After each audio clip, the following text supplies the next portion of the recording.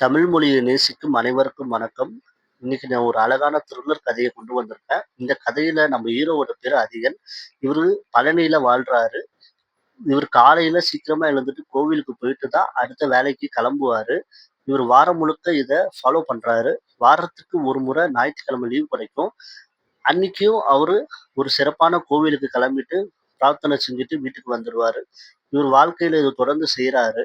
இப்படியே இவரு வாழ்ந்துகிட்டு இருக்கும்போது, அவரு ஆஃபீஸ்ல ஒரு நண்பர் வந்து சொல்றாரு, "ஏன்டா தினைக்கும் கோவிலுக்கு போற? வாரத்துக்கு ஒரு நாள் லீவ் கிடைக்குது. அன்னைக்கும் கோவிலுக்கு போற. ஆம், ஏன் நீ ஒரு நாள் சுற்றுலா போலாமே! நீ தனியா தான் இருக்க. ஓகே எல்லாம் பெட்டர். ஆனா நீ கோவிலுக்கு போறது ஓகேடா. உன்னோட மைண்ட் ரிலாக்ஸ்க்கு ஒரு நல்லபடியா ஒரு சுற்றுலாவுக்கு போலாமே!" அப்படின்னு சொல்லும்போது, நம்போ ஹீரோ அதிகனும், "சரி ஓகேடா, நான் இந்த வாரம் கிளம்புறேன்" அப்படின்னு அந்த நண்பர்கிட்ட சொல்றாரு. அதனால சனிக்கிழமை வருது.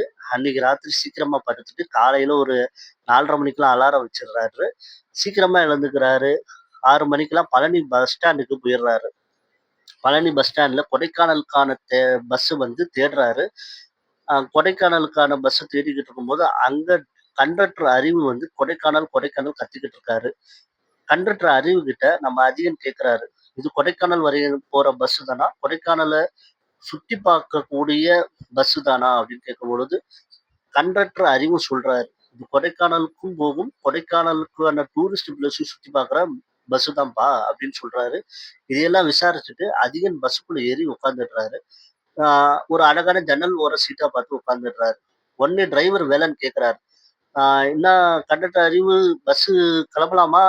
பேசஞ்சர் ஃபுல் ஆயிட்டாங்களா?" அப்படின்னு கேட்கும்போது, கண்டக்டர் அறிவு சொல்றாரு டிரைவர் வேலன் கிட்ட, "பஸ்ஸ கிளப்பலாம்" அப்படின்னு சொல்றாங்க. பஸ் ஒரு 2, 3 மணி நேரத்துல ம் நம்போ கொடைக்கானல் பகுதிய ரீச் ஆயிடுது. கொடைக்கானலுக்கு இறங்க வேண்டிய லோக்கல் பேசஞ்சர்லாம் இறங்கிடுறாங்க. டூரிஸ்ட் பேசஞ்சர் மொத்தம் நம்ம ஆம் டிரைவர் வேலன், கண்டக்டர் அறிவு எல்லாரையும் சேர்த்து மொத்தம் 13 பேர் தான் டூரிஸ்ட் பேசஞ்சர் இருக்காங்க. பஸ்ஸும் இதே ரூட்ல டூரிஸ்ட் லொகேஷன சுத்தி பார்க்கறதுக்கு கிளம்புது. பஸ்ஸு மலை மேல ஏறுது. அழகான காட்டுப் பகுதி. சுத்தி மரம். இது எல்லாமே அழகா ரசிச்சுக்கிட்டு நம்ம அதிகம் ஜன்னல் ஓரமா உட்காந்துக்கிட்டு அப்படியே இருக்கிறாரு. அப்படியே பஸ்ஸும் போகுது. பொறுமையா போகுது. அப்போ திடீர்னு நல்லா ஒரு வெயில் அடிச்சிருந்த சூழல்ல இருந்து ஒரு இருட்டான சூழல் வருது. நம்ம டிரைவர் வேலனுக்கும் கண்ணுக்கு தெரியல ரோடு. ஏன்னா அந்த அளவு ஒரு பனி மூட்டம். இப்படி கரெக்ட்டா லொகேஷன் ஃபுல்லா மழை வரா மாரி ஆகுது. ஒரு 5 நிமிஷத்துல மழையும் பெய்ய ஆரம்பிச்சுடுச்சு.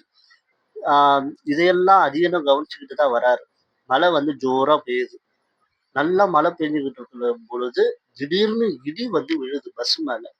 ஆனா பஸ் மேல விழல. பஸ்ஸுக்கு முன்னாடி விழுது, பஸ்ஸுக்கு பின்னாடி விழுது, பஸ்ஸுக்கு சைடுல 2 பக்கமும் விழுது. அந்த இடி இந்த மாரி விழறத கண்ட பேசஞ்சர்ஸ் எல்லாருமே பதர்றாங்க. ஏன் இந்த மாரி பஸ் மேல இடி விழறா மாரியே வந்து விழல. ஆனா எப்ப வேணாலும் பஸ் மேல விழுந்துரும். அந்த ஒரு சிச்சுவேஷன்ல அந்த இடியே விழுது. என்ன பண்றதுன்னு யாருக்குமே புரியல. பஸ் வேற மூவ் ஆகிக்கிட்டே இருக்கு. டிரைவர் வேலனுக்கும் புரியல. தொடர்ந்து ஒரு 10 இடி, 15 இடியாவது அந்த பஸ் மேல விழ முயற்சி செய்யுது. எல்லாரும் ஒரு பயத்துல இருக்காங்க. கண்டக்டர் அறிவு வந்து எல்லா பேசஞ்சருக்கும் ஆறுதல் சொல்றாங்க. எல்லாரும் பாதுகாப்பா போயிடலாம் அப்படின்னு சொல்லிட்டு இருக்கும்போது, அந்த பேசஞ்சர்ல ஒருத்தர் செல்வம். அவரு வந்து எழுந்து இந்த மாரி கண்டக்டர் அறிவுட்ட பேசுறாரு. இந்த இடி வந்து நம்ம எல்லாரையுமே மேலயே விழறதான் பாக்குதா? இல்ல யாரோ ஒருத்தர் மேல விழ பாக்குதான்னு தெரியலையே! நீங்க என்னமோ இப்படி பேசுறீங்களே! அப்படின்னு கண்டக்டர் அறிவுட்ட பேசுறாரு. கண்டக்டர் அறிவு கேட்கிறாரு, "நீங்க யாருங்க?" அப்படின்னு கேட்கும்போது, "நான் ஒரு ஜோதிடர்" அப்படின்னு சொல்றாரு. "அப்படிங்களா? நான் என்னங்க நீங்க இப்படி பேசுறீங்க?" அப்படின்னு கண்டக்டர் அறிவு கேட்கிறாரு. "இல்லங்க, நான் இந்த இடி வந்து பஸ் மேல விழ பாக்குற மாரி எனக்கு தெரியல. பஸ்ஸுல இருக்கிற யாரோ ஒருத்தர் மேல விழறதான் பாக்குற மாரி இருக்கு. அந்த ஒருத்தர் மேல இடி விழுந்தா கூட, மொத்தம் பஸ்ஸுல 13 பேர் இருக்கோம். அந்த ஒருத்தர் இறந்துட்டா கூட 12 பேர் தப்பிச்சிடலாம் இல்லையா?" அப்படின்னு செல்வம் சொல்றாரு. இதையெல்லாம் கேட்டுக்கிட்ட கண்டக்டர் அறிவும், இது எல்லாமே டிரைவர் வேலன்கிட்ட சொல்றாரு. டிரைவர் வேலன் பேசுறாரு. "பஸ்ஸுல இருக்கிற பேசஞ்சர், ஒன் நீ, அறிவு எல்லாருமே எனக்கு காமனான உயிர் தான். எல்லாரையும் நான் காப்பாத்தி ஆகணும். நான் இறந்தா எல்லாரும் இறந்துதான் ஆகணும். அது கடவுளோட விதி. ஆனா நான் ஒருத்தர் கூட இறக்கக்கூடாது. நான் நான் அப்படிதான் எல்லாரையும் பாதுகாப்புக்கோசரம் தான் நான் வந்து பஸ் ஓட்டுறேன். புரிஞ்சுக்காத அறிவு அப்படின்னு பேசுறாரு. இதையெல்லாம் அறிவு கேட்டுட்டு செல்வத்துக்கிட்ட பேசும்போது செல்வம் கத்துறாரு. நான் இல்ல யாரோ ஒருத்தர் இறந்தா பிரச்சனை இல்ல. இமிடியேட்டா நீங்க பஸ்ஸ நிறுத்துங்கன்னு டிரைவரான வேலன்கிட்ட சண்டை போடுறாரு. டிரைவர் வேணும்னா வேற வழி இல்லாம பஸ்ஸ நிறுத்துறாருங்க. பஸ் அந்த நின்ன இடம், அந்த சூழ்நிலையில இருந்து 600 மீட்டர் தொலைவுல ஒரு ஆலமரம், பெரிய ஆலமரம் இருக்கு. நான் செல்வம் சொல்றாரு, "பஸ்ஸுல இருந்து நீங்க இப்படி பேசுறீங்க எல்லாம் ஓகே. நான் பஸ்ல இருக்கிற மொத்த பேசஞ்சர்கிட்டயும் சொல்றாரு, டிரைவரு, கண்டக்டர் எல்லாருமே கேட்டுக்கோங்க. அந்த ஆலமரத்த யார் தொட்டுட்டு வரீங்களோ, இல்ல தொட போறம்போதோ, இல்ல வரம்பொழுதோ பஸ்ஸ விட்டு இறங்கிட்டு அவங்க மேல இடி விழுந்து அவங்க இறந்தாங்க. மிச்சவங்க தப்பிச்சுட்டாங்க.